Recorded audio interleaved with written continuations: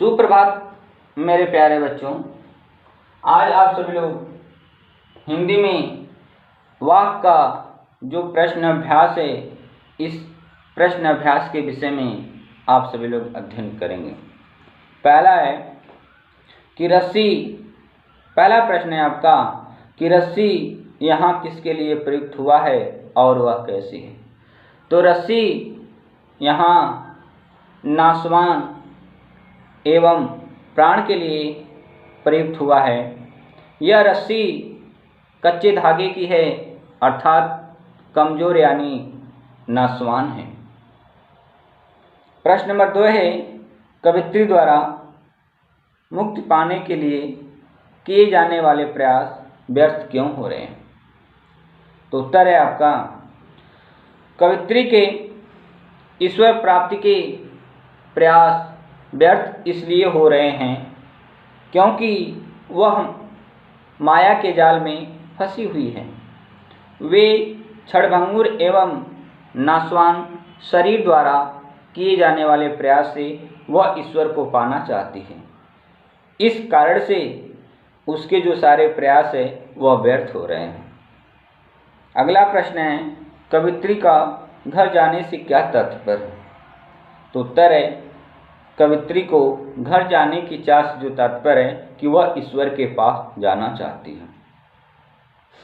अगला प्रश्न नंबर 4 है, भाव स्पष्ट कीजिए। आपका क है, जेब टटोली कौड़ी न पाई। जेब टटोली शब्द का अर्थ होता है आत्म आलोचना करना। कौड़ी न पाई का अर्थ होता है कुछ प्राप्त न होना। तो मनुष्य जब आखिरी वक्त में अपने जीवन में किए गए कार्यों का लेखा जोखा अर्थात मूल्यांकन करता है तो उसे अपने सत्कर्मों की जो संख्या होती है न के बराबर होती है। तो उसके द्वारा किए गए अनुचित कार्यों की अधिकता होती है। इसलिए जीवन के अंतिम समय में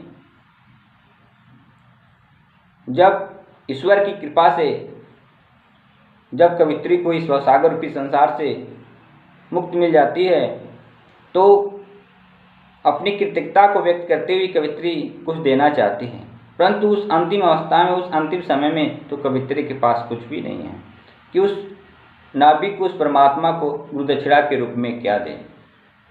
अगला है, ख है, खा खाकर कुछ पाएगा नहीं, न खाकर बनेगा अहंकारी। तो खा खाकर, जैसा कि मैंने आप सभी लोगों को बताया भी था, और न खा करके, इन दोनों के विषय मैंने आप सभी लोगों को बताया था। तो जो आपका भाव है कि सांसारिक वस्तुएं प्राप्त कर, उनका भोग कर, अर्थात सुख सुविधाओं का उपभोग कर व्यक्ति को कुछ नहीं मिल पाएगा।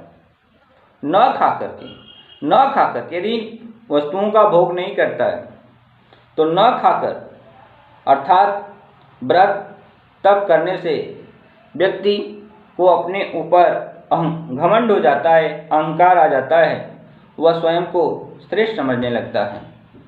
परंतु ये दोनों जो परिस्थितियाँ होती हैं व्यक्ति को सुख नहीं देती। अगला है आपका कि अगला प्रश्न नंबर 5 है, बंद द्वार की साकल खोलने के लिए लल्लन ने क्या उपाय सुझाया।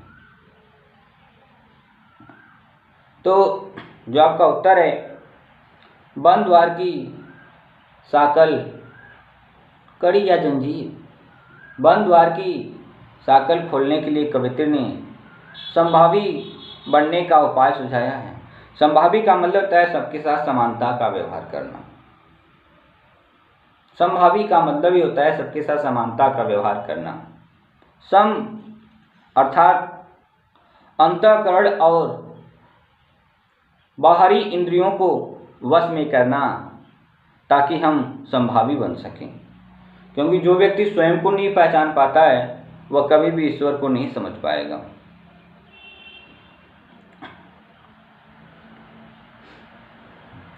प्रश्न नंबर 6 है, ईश्वर प्राप्ति के लिए बहुत से साधक हठ योग जैसी कठिन साधना भी करते हैं, लेकिन उससे भी लक्ष्य प्राप्त नहीं होती।